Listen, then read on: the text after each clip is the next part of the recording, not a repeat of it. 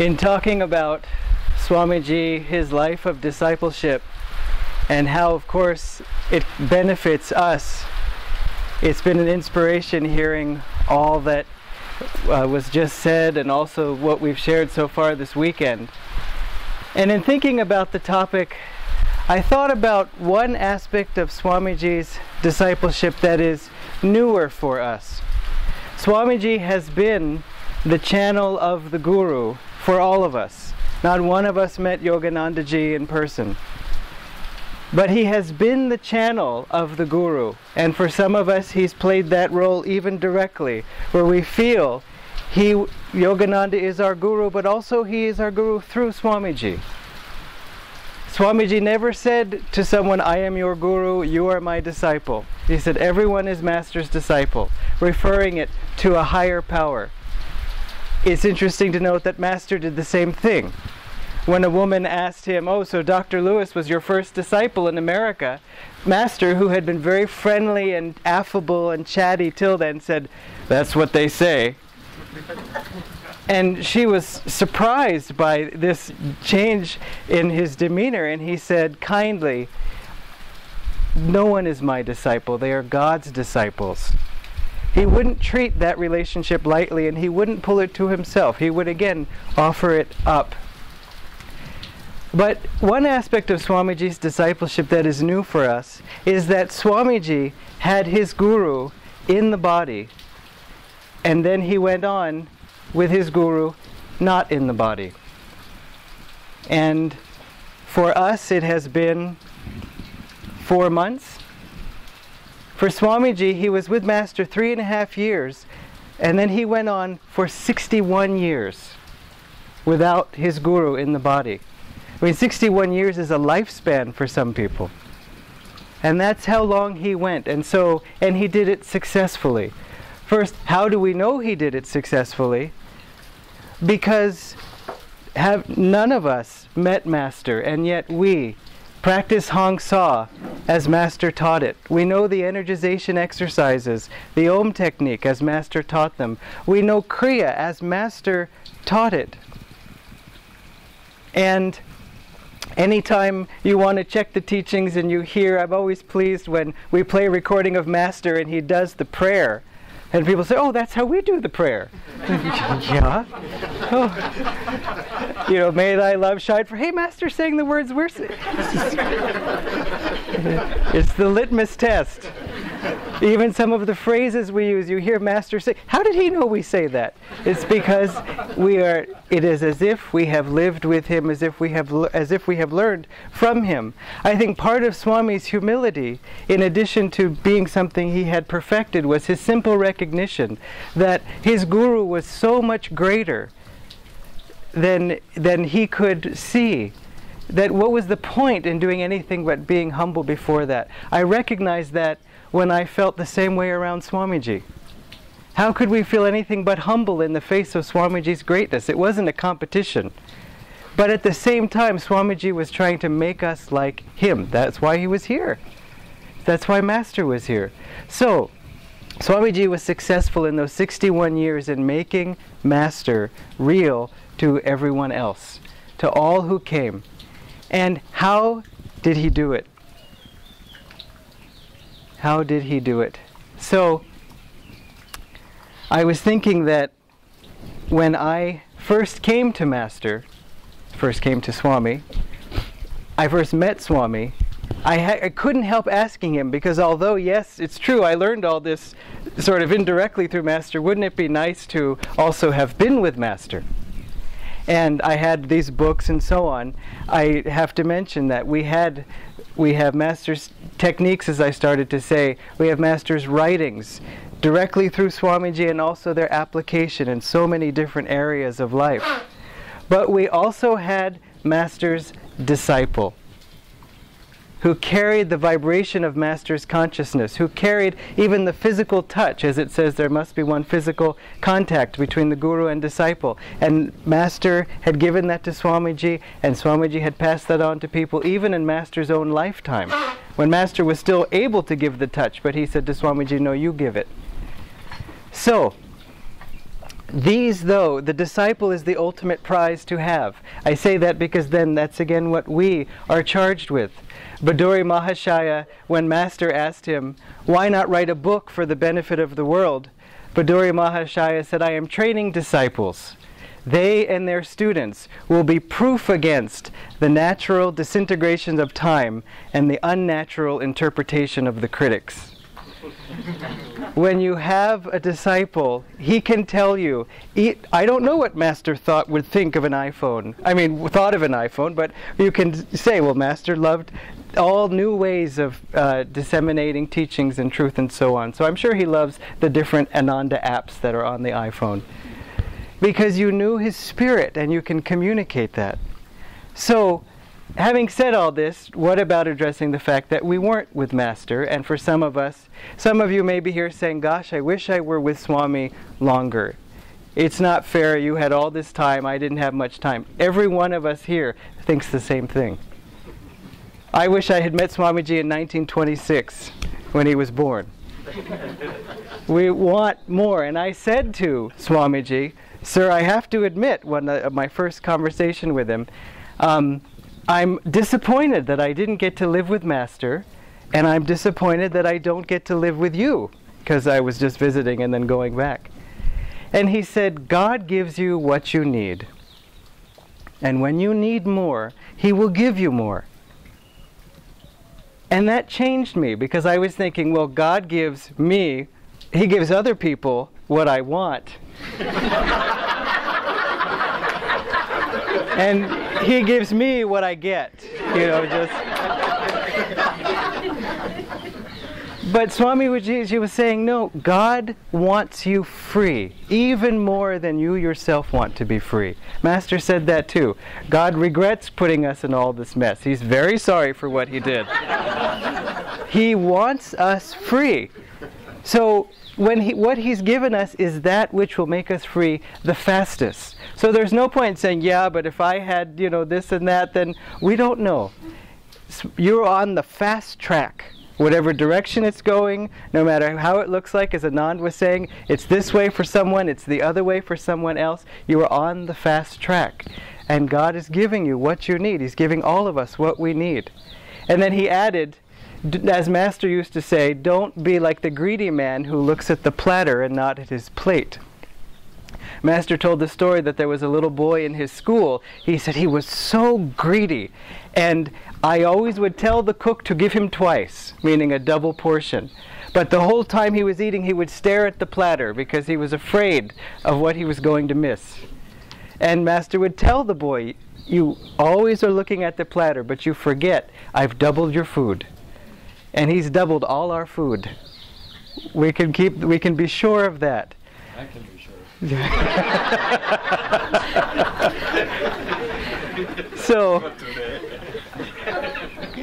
So then how did Swamiji do it?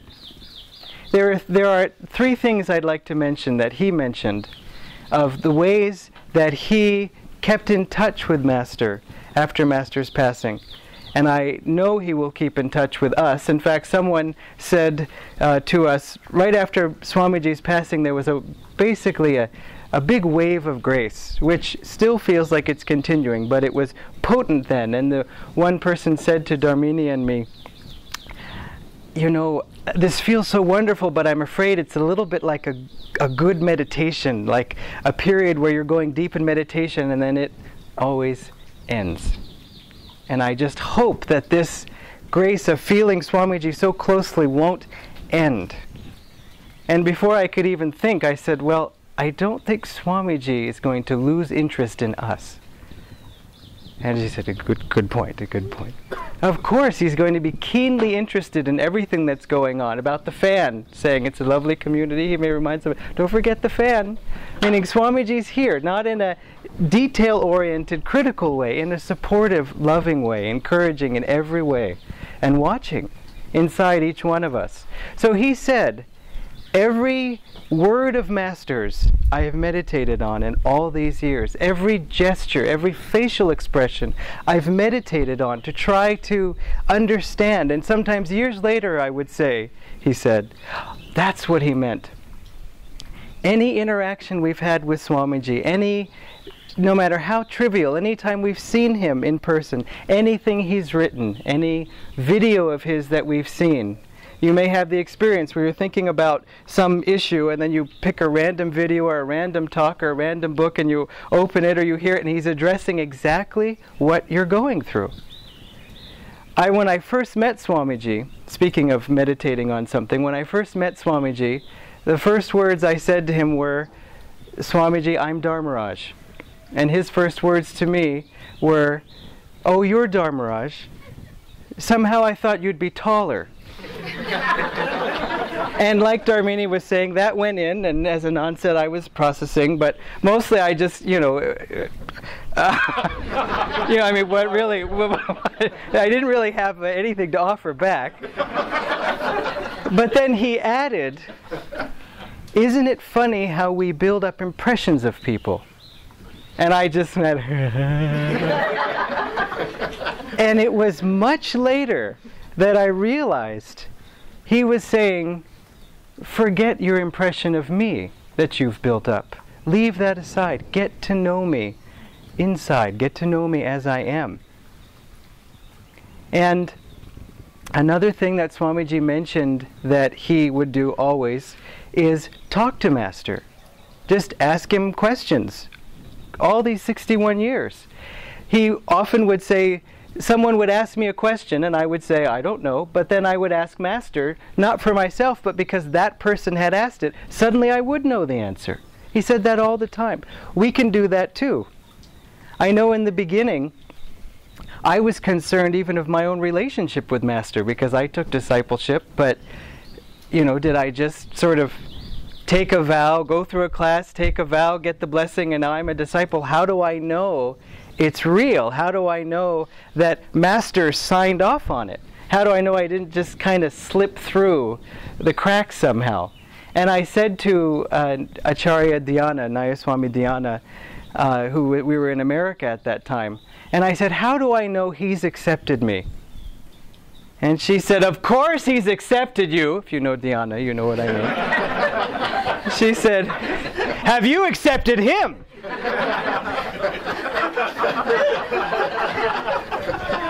And I thought, it's a very valid point. Have I accepted him? Have I been talking to him all this time? Have I been getting to know him even? I mean, we build a friendship by being interested in what our friend is interested in, by getting to know them, by learning more about them. This relationship, what was I doing to cultivate it? But in terms of Swamiji answering inwardly, or Master answering inwardly, there was a man who came who was new to Ananda, brand new, had been involved with other spiritual groups, and Swami came for the first time to Ananda village after a long time. This is when Swamiji was living in Italy. And this man was, Swamiji came in and the man kind of stood, in the aisle, sort of hoping, because Swamiji would often walk through an aisle and greet different ones, and the man kind of stood there, and Swamiji went past, and he thought, okay, well, maybe I'll get him on the way out. And so Swamiji gave the whole satsang, and then this man, Patrick, who told me the story, was standing in the back, and Swamiji went through and he was greeting every single one, and then he came to this man, Patrick, and Patrick was just like this with his palms folded, and Swamiji just went right past him. And Patrick just thought, oh well. And suddenly he felt someone grab his hand, and he turned and Swamiji had grabbed his hand and said, nice to see you, Pat. And then he walked on. And they had never met. He still doesn't know how Swamiji knew his name, except Swamiji knew his name. Just like Swamiji knows your name, because he knew beyond that. Another story that came up where Swamiji verified this was a friend and I were trying to decide something and we wanted Swamiji's advice on it. And so we emailed him, and then later we meditated together, and my friend after the meditation said, Swamiji doesn't want it. And I said, oh no, Swamiji does want it, because I want it. So he must, we at least have to get his answer in the email to be sure.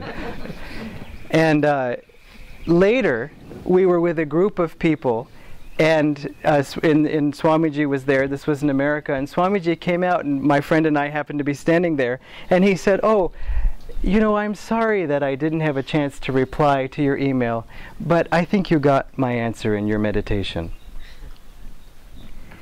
I also, when talking to Swamiji about, I wish I had lived with Master, I wish I had lived with you, he said, "The Guru is inside." And I thought, well, no, that's not enough. And he said, "The Guru is inside."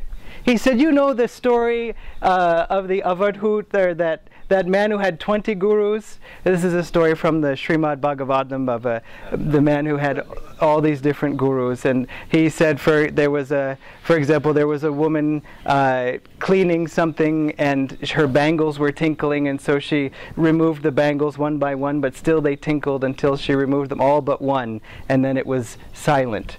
And so from that, this man learned from the Bangle Guru that when people are around, they will chat needlessly, but when you're alone, you can be silent and inward and with God. And I thought, yes, I had heard that story and so on. And I thought, I don't want 20 gurus. I don't want it to be all on my own and so on. And he said, "The Guru is inside." And then I realized, years later, that Swamiji never told that story again. I never heard him once make reference to the man with 20 gurus and so on. I just figured it was part of the common lore, and maybe he had, but I certainly never heard it. And I had just read that story just a few weeks before he made reference to it. "Oh, you know the story of the man with the 20 gurus." And yeah, of course I know, because I just read it like every... And then I realized he was saying the Guru is inside. I know you've read this because I'm inside you. And the last thing I wanted to mention is that, as Dharmini was mentioning too, Swamiji said that Yogananda fully entered his consciousness. Near the end of his life, he said, "I don't know where Kriyananda ends and Yogananda begins." And he invited Master fully into his consciousness. And we know this also because when he wrote the biography of Yogananda, the chapter that he would share with us over and over again was Yogananda's salient characteristics. All these different qualities that Master had. And every single one he read, we thought, well, but Swamiji, that's what you do. That's exactly how Swamiji is. He was kind. He was compassionate of others. He was forgetful of himself. He cared about the smallest detail of the smallest person's life. He had incredible willpower. And he would describe situations that we could also give the same stories of Swamiji in those, exhibiting those same characteristics. So I say all of this because this is what we can do now. Not just for others, but of course for ourselves. Swamiji made Master real to all of us because Master was real to him. In fact, someone once said to Swamiji said to someone else, "The great thing about my Guru's teachings is that they're so real." And the person said, "Yes, and they're practical." And Swamiji said, "That's what I mean by real. You can make them real in your life." I'd like to conclude by just reading. This is the letter Swamiji sent out last year at this time, September 12th of 2012. And I'll just read the first and the last paragraphs. "Dear ones, today is my 64th birthday. Spiritual, that is. September 12th, 1948, I was accepted as a disciple by Paramhansa Yogananda. How well I remember that day. And I thank God for all the blessings He has showered upon me in this life. How well I remember the years of seeking that had brought me to Him. And I thank God for all the blessings He has showered upon me in this life. There has been suffering, yes, but as the Sufi saint Rabia said, he is not worthy of God who does not forget all his sufferings in the contemplation of the Beloved. I am grateful for everything, for my tests perhaps especially, since all of them have brought me closer to my cosmic beloved. I didn't expect the path to be easy, which is fortunate because it hasn't been. My body, for one thing, has given me trouble all my life. Still, here I am at 86, still energetically serving God. Mentally, I have had my hardships, but I'm grateful for all of them. As Master said, living for God is martyrdom. I am indifferent to whatever punishes my ego. I'm grateful for it, for ego is the one thing we must overcome if we would know God. I am grateful also, however, for all the many true friends God has given me in you all. You are a wealth beyond compare. Thank you. And thank you for helping me to reach this day of supreme gladness in my life. In God's love, Swami. And I think we can say, thank you, Swamiji. Happy spiritual birthday and many happy returns.